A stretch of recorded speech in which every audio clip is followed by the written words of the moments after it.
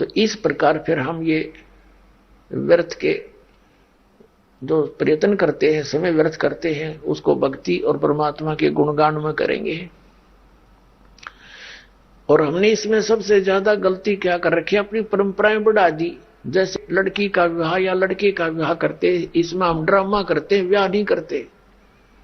सांग करते हैं, डीजे लाते हैं, नाच करते हैं, दारू पीते हैं, कोई बात है या?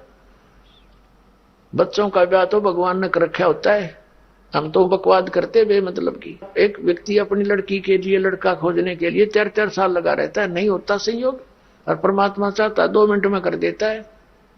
तो फिर हमारे सारे काम भगवान से होंगे और उसके हाथ में संस्कार जोड़ने और तोड़ने।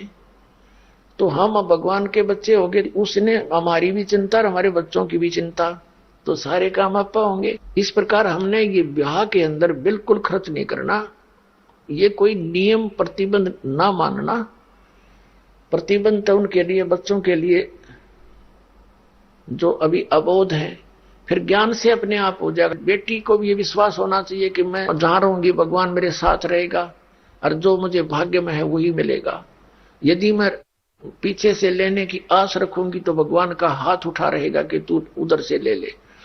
तो अब एक पिता अपनी पुत्री को कितना दे सकता है? क्या आजीवन का खर्चा दे सकता है? वो सपने में नहीं दे सकता, पुत्र का नहीं दे सकता, बेटी तो बहुत दूर की बात है।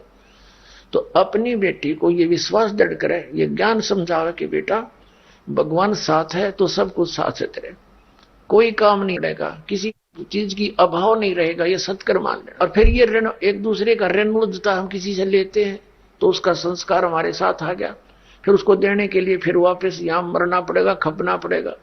अब कोई रिश्वत लेता है, अब बालक है वो अनजान, उसको पता नहीं तू क्या जुल्म करने जा रहा, कितना अपने वजन सिर पे रख लिया।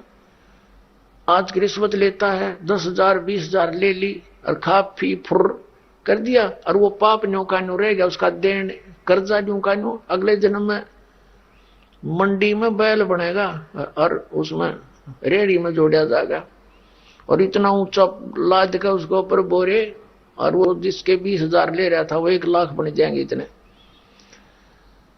और उसके ऊपर खुद बैठेगा और नीचा लगा तो बैल के लठ मारेगा। वो अधिकारी वहां बैल बनकर पूरे कर रहा होगा।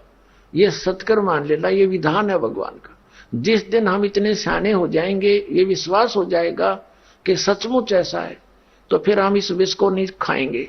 ऐसा हम गलती नहीं कर सकते। परमात्मा कहते हैं तुमने उस दरगाह का मैल नहीं देखा और धर्मराज के तिल तिल का लेखा।